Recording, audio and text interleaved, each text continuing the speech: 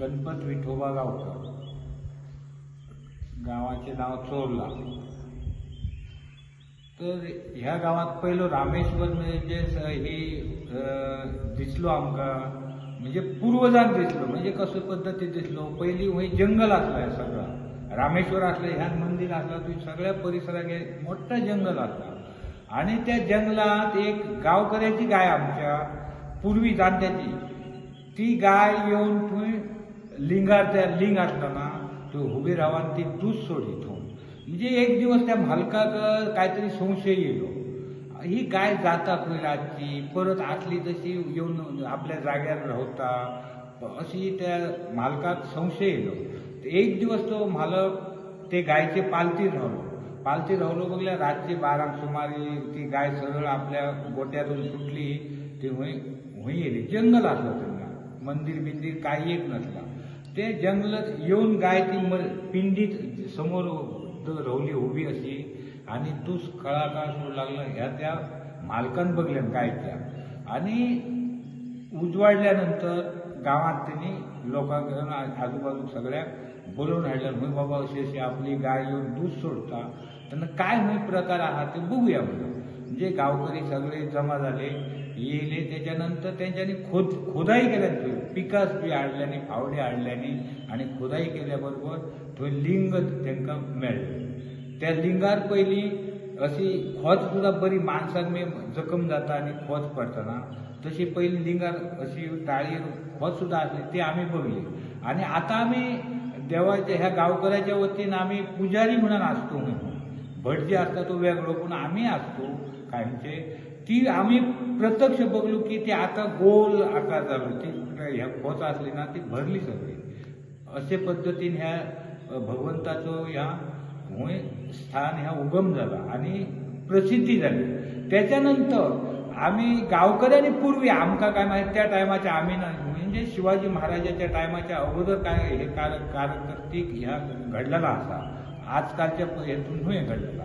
मग त्याच्यानंतर ही आमची जत्रा उत्सव ह्यो म्हणजे पौर्णिमेच्या दिवशी ठरलो. द्वादश, त्रयोदश, चतुर्दशी आणि पौर्णिमेच्या दिवशी. मग काही कालानंतर आम्ही नाटकी हे दशावतारी आमका त्या ह्याका गावनांना तारखेक म्हणजे मुहूर्त आम्ही एक तिथी ठरवली. ते तिथी गावनांना ते द्वादशी काढली. तर जत्रा ठरवल्यानंतर ती जत्रा उत्सव मोठो आजूबाजूच्या परिसरातील लोक सगळे भाविक भरपूर येतात आणि दर्शन घेतात. त्याच्यानंतर रामेश्वराची ह्या असा मोहरा म्हणून ह्याचा केला असा. तर मोहरा केल्यानंतर तर आम्ही पालखीत ते बसून गावकऱ्याच्या वतीने सगळे गावकरी मिरवणूक काढून दिंडी वगैरे करू परत येतो देवळाकडे. त्याच्यानंतर भजन, बाहेरच्या गावच्या आजूबाजूचे भाविक येतात, त्यांचे भजनाचे असतात, ते भजनात बसतात, कोण दर्शन घेतात. असे बावडे भाविक सुद्धा भरपूर ह्या देवस्थानात भाविकांना, ह्या परिसरातल्या प्रत्येक भाविकांना देवाक आपलं काहीतरी फूल ना फुलाची पाकळी त्यांनी अर्पण केलं असं देवाकडे. माझे नाव उमेश माझे, हांव ह्या गावाचो रहिवासी आसा. आणि ह्या गावाची येता ते 29 तारखेक जानेवारीचे जात्रा आसा. तरी ह्या देवाची प्रसिद्ध जात्रा अशी आसा आणि सगळ्यांनी भाविकांनी हे जात्रेक येवन हे जात्रेचो एक लाभ आमचो सगळ्या देवाचो घेवपाचो आणि ह्या देवाच्या चरणा कडेन येवन सगळ्यांक एक देवाचो आशिर्वाद मेळटा.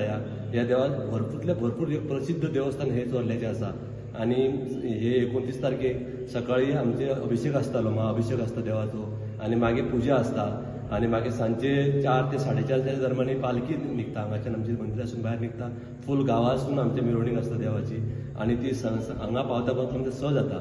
आणि स जाल्या उपरांत मागीर ओटीचो प्रोग्राम आसता, जी आमची गांवांतली महिला आसता आणि भायली आमच्यो भयणी आसता, आणि ह्या सगळ्या गांवाची खेडेगांवांतली लोकां सगळीं जमा जावन ते ओटीचो प्रोग्राम चालू आसता आसता म्हणजे रात्री 10 ते 10:30 वाजता जाता.